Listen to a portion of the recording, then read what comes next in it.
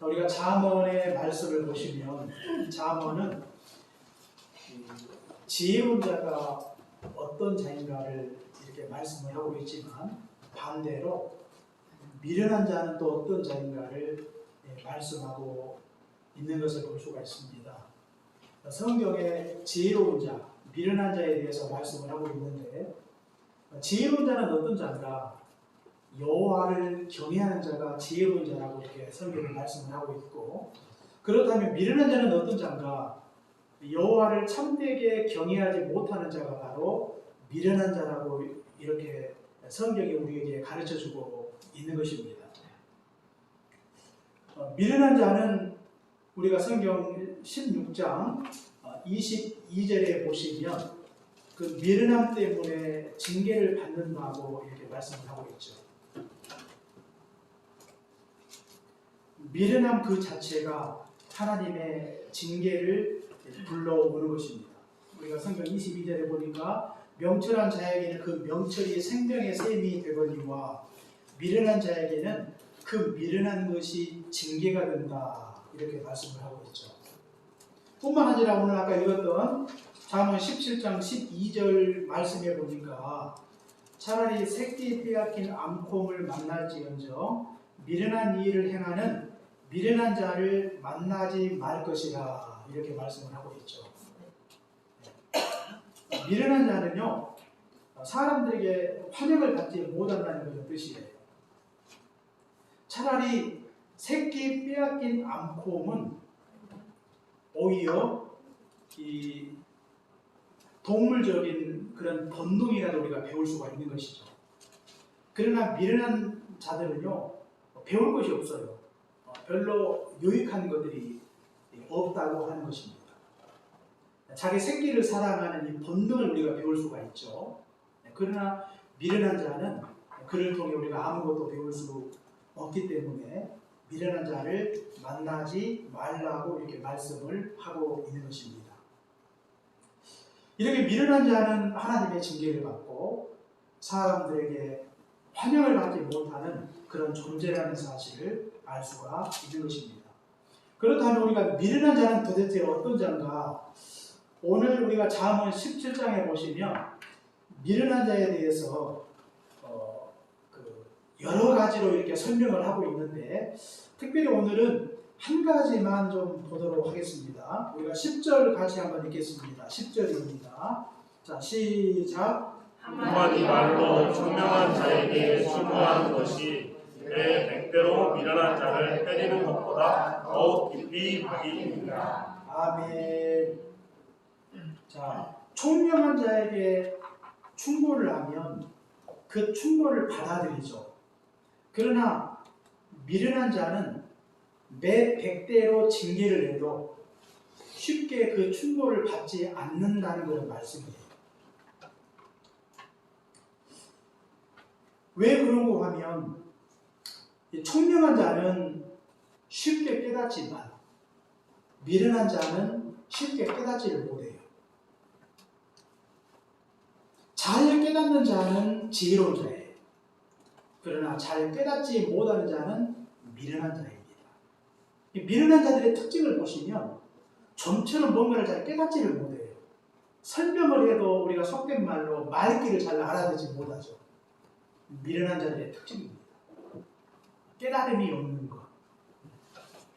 잘 깨닫지 못하는 것은요, 그만큼 무감각하기 때문입니다. 무감각한 자들은 이렇게 쉽게 깨닫지를 못하죠. 그래서 과오를 쉽게 범하게 된다고 하는 것입니다. 자, 우리가 지난주에 115년 만에 수해를 입었다고 하죠. 굉장히 짧은 시간에 많은 비가 내렸고, 특히 이 동작구, 이 사당동 지역에 많은 피해를 입었습니다. 저희 교회도 좀 대체적으로 이 사당 4동, 2동, 3동 이런 데는 좀 지대가 낮아요. 그래서 비 피해를 쉽게 보는데, 특히 이제 그 사당 1동이 저쪽이 1동 쪽은 그 여름에 굉장히 피해를 많이 보죠. 이번에는 2동 쪽에 많이 본 것 같은데요. 아무튼 저희 교회도 조금 이렇게 낮고 그래서 좀 걱정을 했는데 뭐 다행히 뭐 비가 들어오지 않아서 너무 감사하고요. 또 열심히 또 교회 가까이 계신 분들이 교회를 이렇게 돌아보시고 또 잘 챙겨주셔서 너무 감사드리고요. 아무튼 이렇게 비 피해로 인해서 이번에 뭐 전국적으로 한 14분 정도 목숨을 잃었고 실종자가 한 5명 정도 된다는 그런 보도를 제가 보았는데요. 뭐 서울에서만 해서 한 8분 정도 이렇게 돌아가신 것 같아요. 비 피해로 인해서 뭐 적지 않은 분들이 생명을 잃었습니다. 매년마다 거의 수해가 이렇게 반복이 되고 있는데 왜 이런 일들이 자꾸 반복이 되는 이유가 무엇일까? 저는 이런 비 피해가 일어나면 사람들이 각성을 하죠. 그런데 조금만 시간이 지나면요 잊어버려요. 사람들이 무감각이 됩니다. 그때는 뭐라도 할 것처럼 이렇게 이야기하다가 한 열흘 정도만 지나면 다 잊어버려요.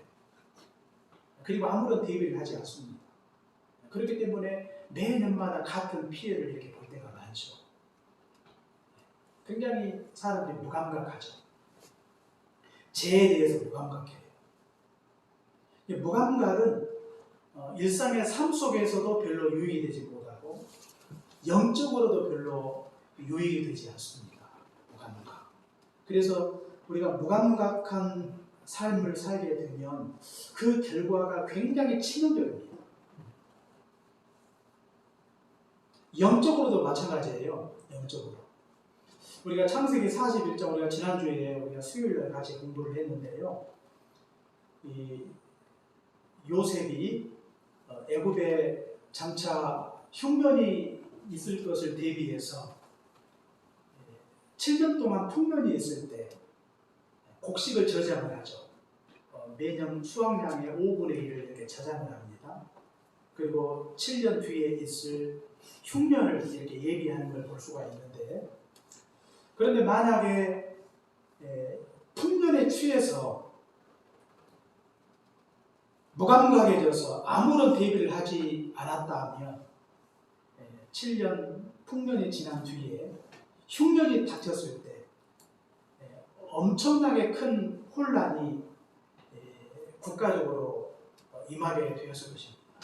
많은 사람이 죽고 사회적인 된 혼란이 일어날 수밖에 없는 것이죠. 사실 1년만 흉년이 닥쳐와도 그 데미지가 엄청나죠. 지금 우리나라가 매년마다 뭐 수십만 톤의 식량이 이렇게 남지 않습니까? 그래서 계속해서 이렇게 저장을 하고 있는데, 그런데 만약에 한 해만 흉년이 들어도 국가적으로 이 겪는 그 고통이 매우 크죠. 사회가 불안해져요. 그런데 만약에 이런 흉년이 7년 동안 들었다고 했을 때 아무리 선진국이라 할지라도 이런 엄청난 혼란을 견디기가 결코 쉽지 않다고 하는 것입니다. 그러나 이렇게 하나님이 7년 동안의 큰 풍년을 주셨을 때 그 풍년에 취하지 않고 무감각하게 그 시대를 보내지 아니하고 지혜롭게 적절히 준비를 했던 것입니다. 그렇기 때문에 흉년이 닥쳐와도 능히 그 모든 흉년을 잘 감당할 수 있었다는 사실을 알 수가 있는 것입니다.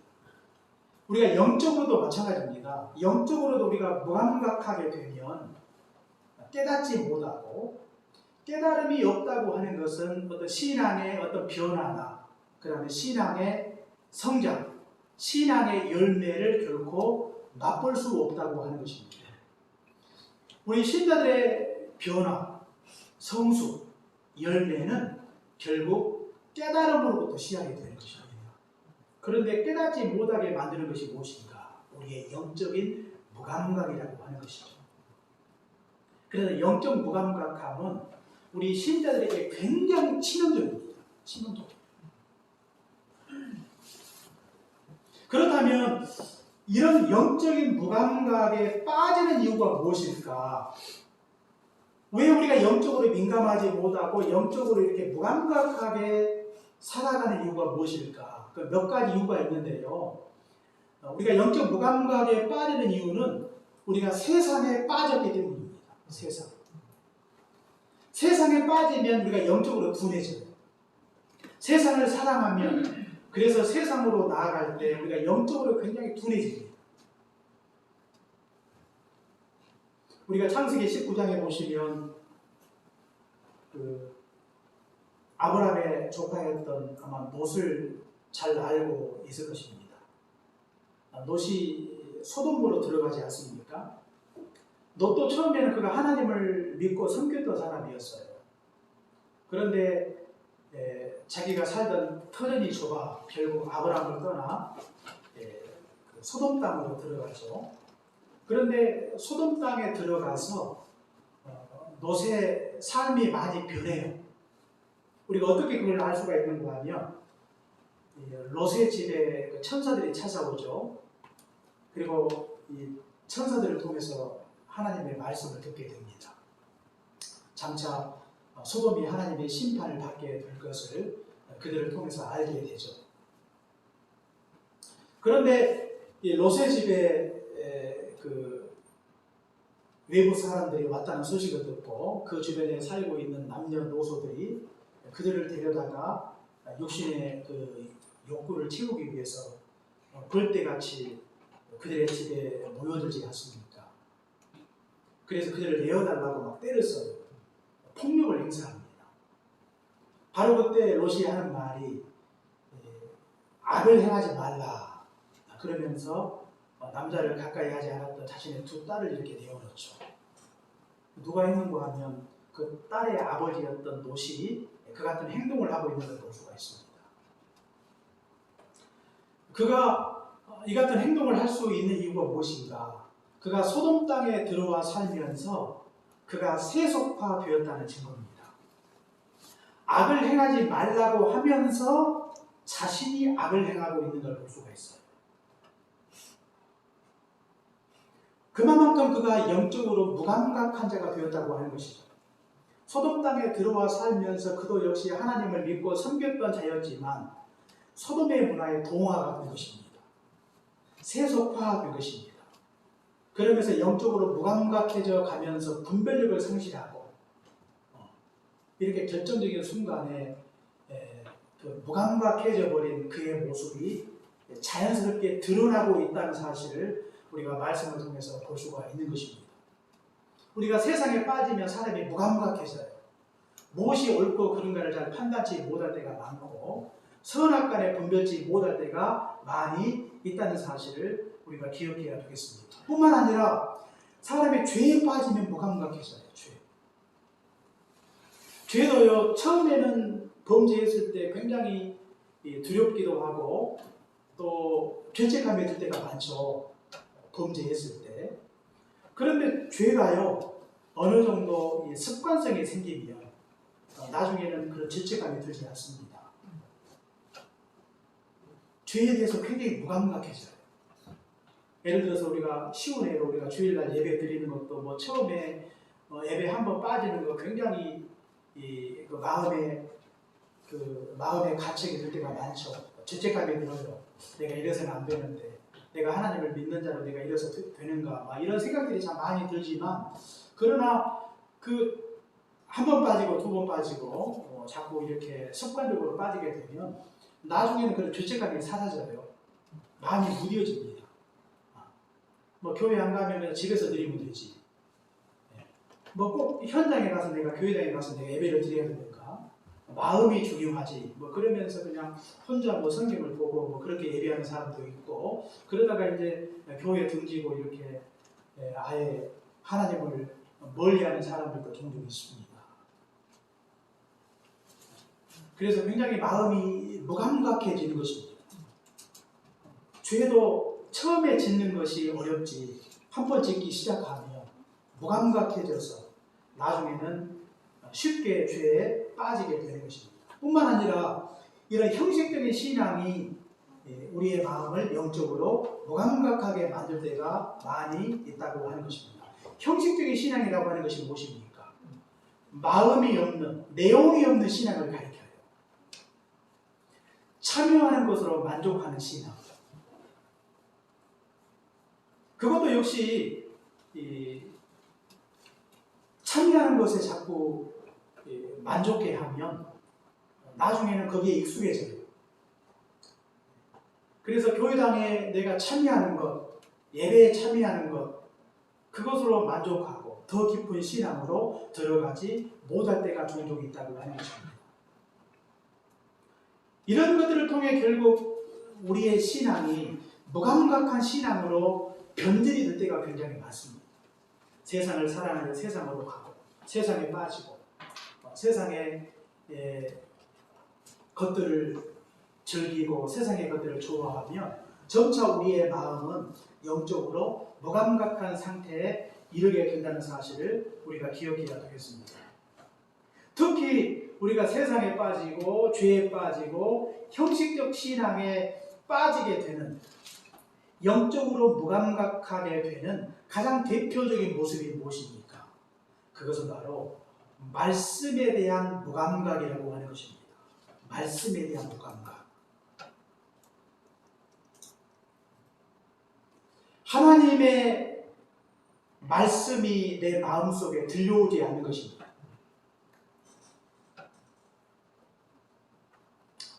하나님의 말씀에 대한 사모함이나 갈증이 없어요. 말씀을 들어도 감동과 기쁨이 없어요. 깨달음이 없습니다. 지루하고 따분합니다. 졸려요. 말씀에 대한 열의와 열정이 없어요. 어느 순간 나도 모르게 말씀에 대하여 너무나 무뎌져 버린, 무감각해져 버린 나의 자신을 발견하게 되는 것입니다. 말씀에 대하여 이렇게 영적으로 무감각해져 있다고 하는 것은 결국 내가 세상에 빠져 있든지 죄에 빠져 있든지 형식적 신앙에 빠져 있다는 그런 증거라고 이렇게 말씀을 드릴 수가 있어요. 과거에는 내가 말씀에 대한 열정도 있었고 말씀을 뜨겁게 사모했고 말씀을 들으면 감동이 있고 기쁨이 있고 오늘 하나님이 나에게 무슨 말씀을 주실지, 하나님이 오늘 우리 가운데 어떻게 말씀으로 역사하실지 거기에 대한 관심과 기대가 있었는데 어느 순간부터 이런 기대도 사라지고 우리 마음속에 말씀에 대하여 심히도 무뎌져 버린 우리 자신을 발견하게 되는 것입니다. 그래서 우리 신자들의 이 무감각 속에서 가장 심각한 무감각이 무엇인가?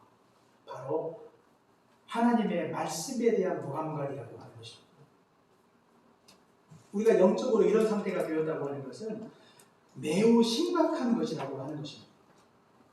이것의 심각성을 깨닫지 못하고 그것을 당연한 듯 그렇게 살아간다면 결국 우리의 신앙은 결국 변할 수도 없는 것입니다.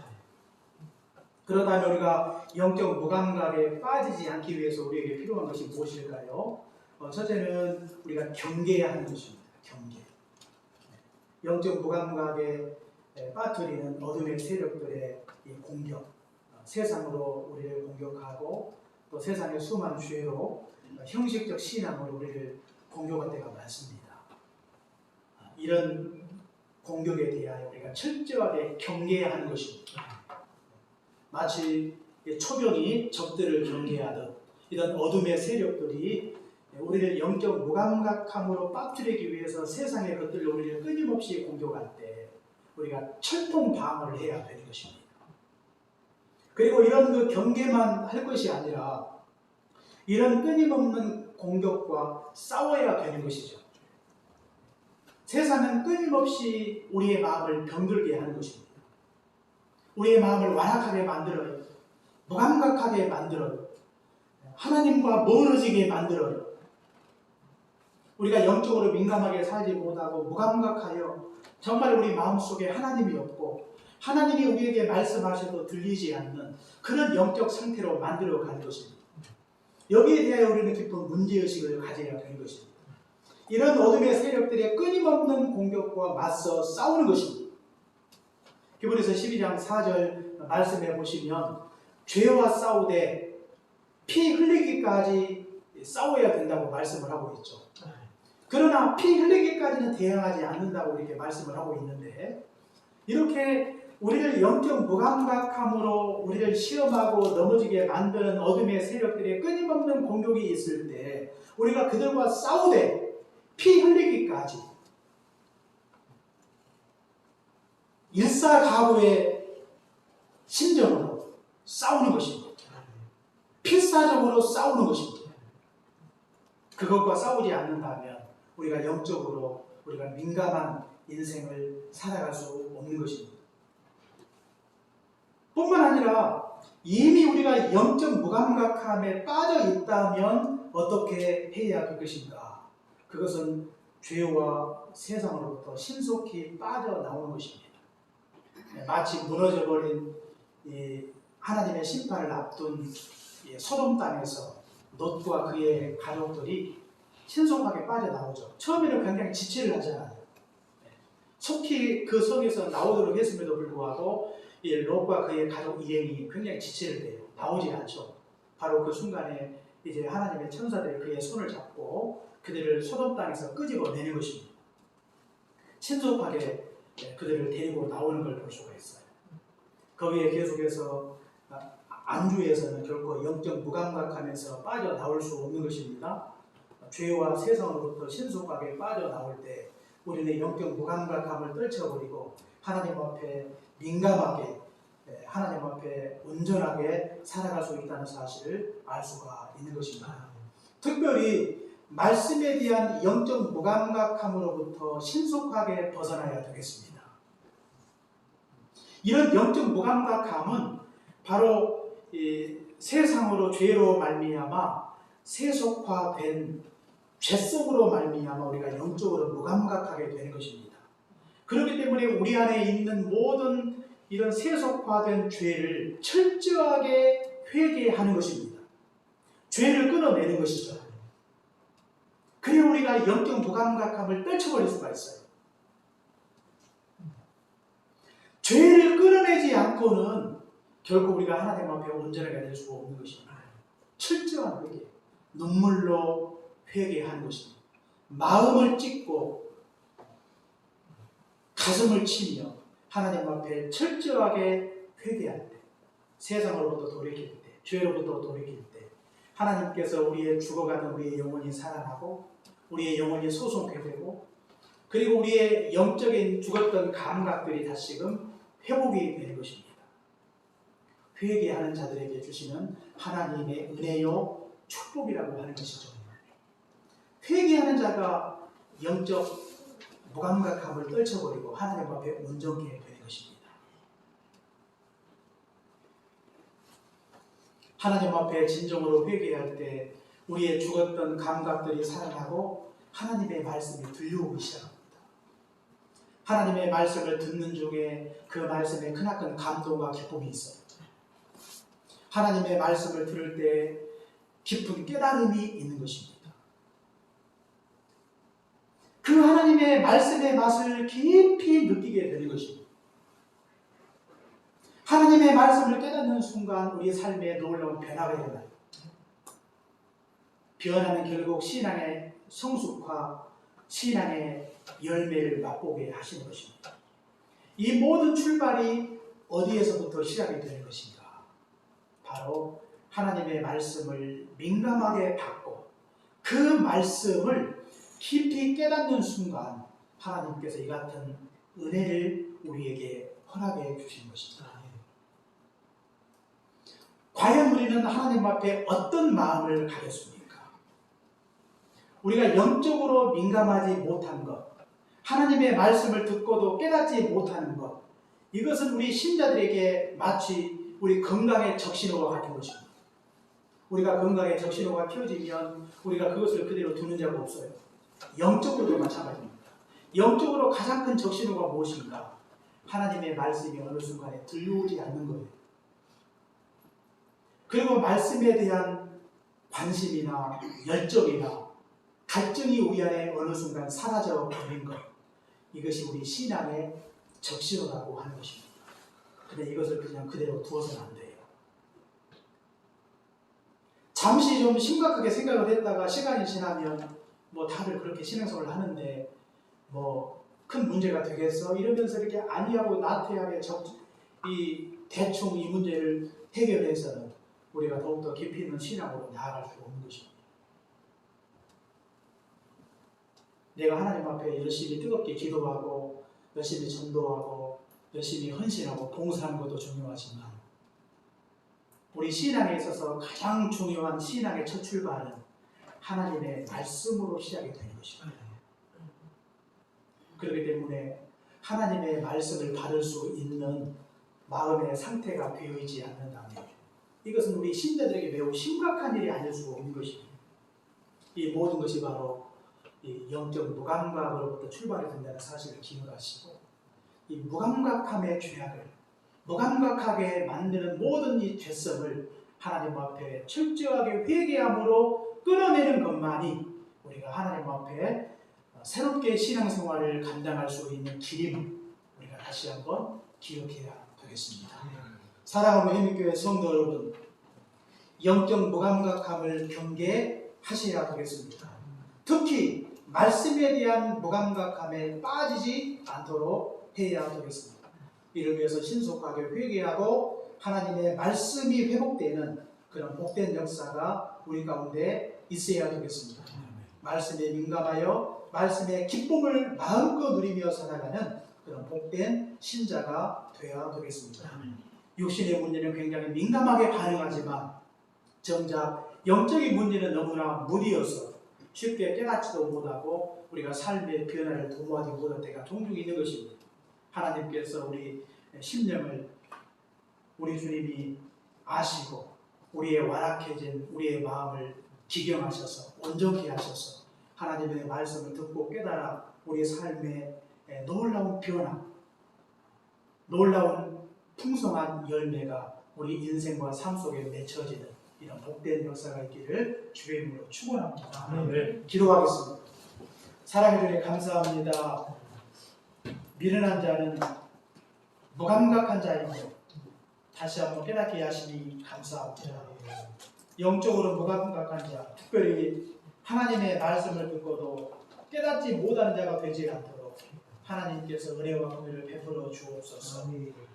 우리가 세상에 빠져 죄에 빠져 하나님의 말씀을 듣고도 깨닫지 못하고 말씀에 아무런 감동도 또 기쁨도 없이 말씀에 대한 갈증이나 열의와 열정을 갖지 못하고 그렇게 살고 있는 것은 아닌지요.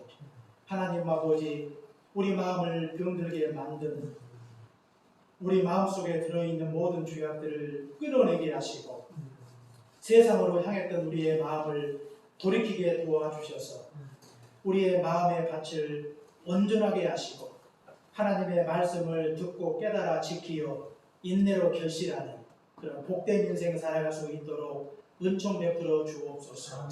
예수님 이름으로 기도합니다. 아멘.